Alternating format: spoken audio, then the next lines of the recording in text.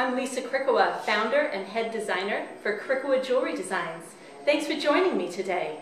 We're going to be talking about white metals and what white metal to choose for your wedding or engagement ring. This is a pretty in-depth subject because there's a lot to know about each one of the white metals, and none of the white metals are perfect.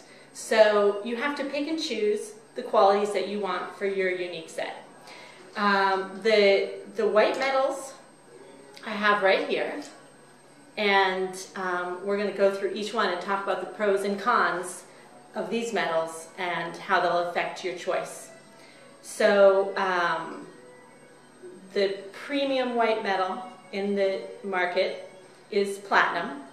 It's a wonderful metal, excellent to work in the shop. There's repairs, the jewelers love it if it's platinum. Garbage disposal rings, they're great if they're platinum. We can laser, reshape. It's just a wonderful metal. It's very dense, so it has a great wear resistance through time as you're wearing it. Wonderful thing about platinum is it doesn't lose weight over the course of time. So through your lifetime as you're wearing this ring, the molecules don't wear off. So essentially, your platinum ring is going to weigh nearly the same 20 years later as it did when you bought it. And it's just a unique quality of platinum that the molecules don't slough off of the ring. And so what's the drawback of platinum? Well, the biggest drawback is its price. It is definitely the most expensive ring, the most expensive metal that you can get. And one of the factors in the expensive platinum is its density. It's going to weigh 1.5 times as much as a gold or a palladium ring. So it's not only heavier, it's a more expensive metal, and it also takes longer to finish. So the jewelers and goldsmiths are going to spend 40% more time finishing it because of its density. It's definitely the choice if you have a valuable center stone because of the wear resistance and also the density. It's the best choice for an expensive center stone because the prongs won't wear down, the bezel won't wear down. It's really going to hug your stone, and it's going to be the safest choice. Your second choice, the most commonly known metal, would be 14 karat white gold. White gold is a beautiful metal. Doesn't quite have the nice cold light gray color as platinum. White gold, natural white gold, is a little brownish, grayish, a little bit warmer in tone, a little bit darker than platinum. And so commonly it is rhodium plated to give it that white, bright color. So most of the white gold jewelry that you see in the market, if you go into a jewelry store and look at all their white gold jewelry, it's all this beautiful white, bright color. But that is the rhodium plating that you're seeing on the white gold ring. And there's nothing wrong with that. It's just that over the course of time, maybe a year or two, depending on how hard you are on your ring, that rhodium is going to wear off a little bit. And so your ring is going to start to look a little dingy, almost looks like it's tarnishing, but it's really just the true color of the white gold coming through. So you just need some regular maintenance. You take it to your jeweler and it gets redipped or replated. White gold is a nice hard metal. It can be alloyed with nickel or palladium. Here at Krikowa, all of our white gold is alloyed with palladium. That's just another metal that's mixed into the gold to make the metal look white.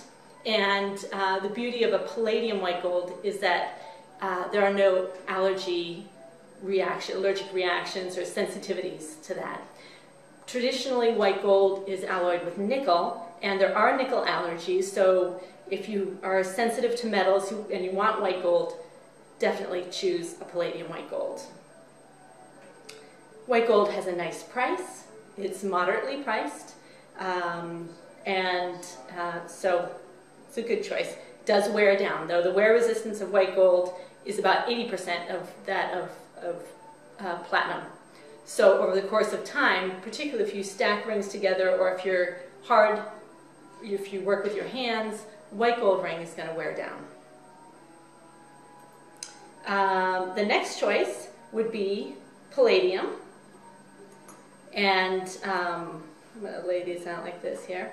Palladium is a metal in the platinum family, and so it has very, very, very similar in color to platinum. It's a very light gray color.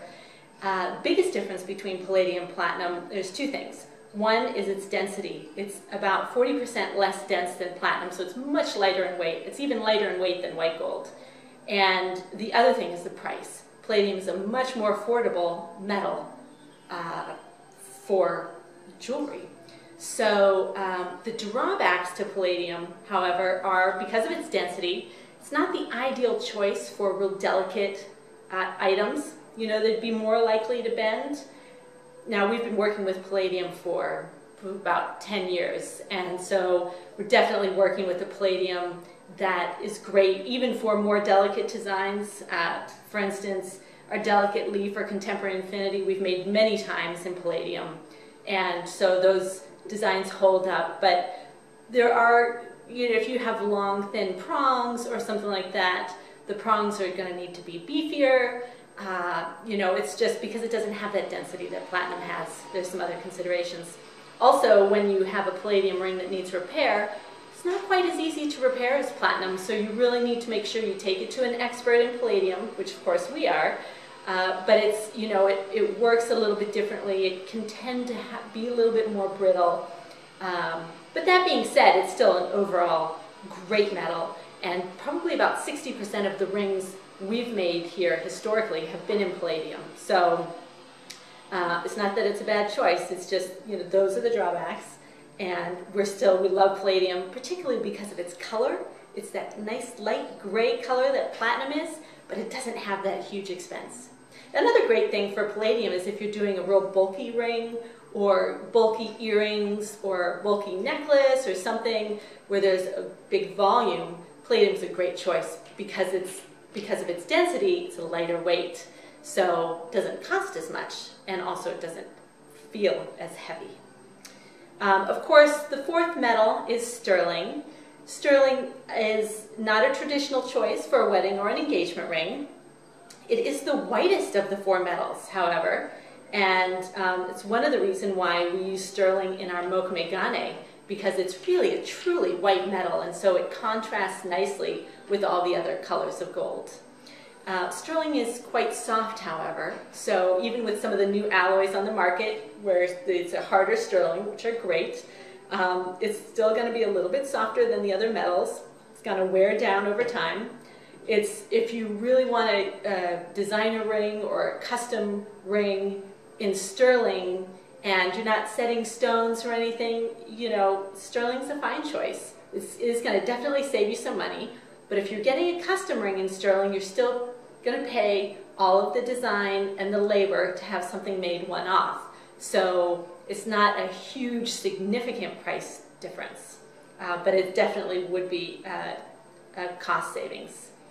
And again, not every ring would be recommended in sterling, such as this contemporary infinity with a large center stone. I would highly dissuade you from getting something like that in sterling. I stick with one of the precious metals. So that is a quick recap on all the white metals that you can choose for your wedding or engagement rings. If you have any more questions, our design consultants are happy to answer them. 888-CRICOA is our phone number, or visit us on the web at cricoa.com or email us at design@cricoa.com. Thanks for joining me. Again, I'm Lisa Cricoa, and we'll see you on the next video.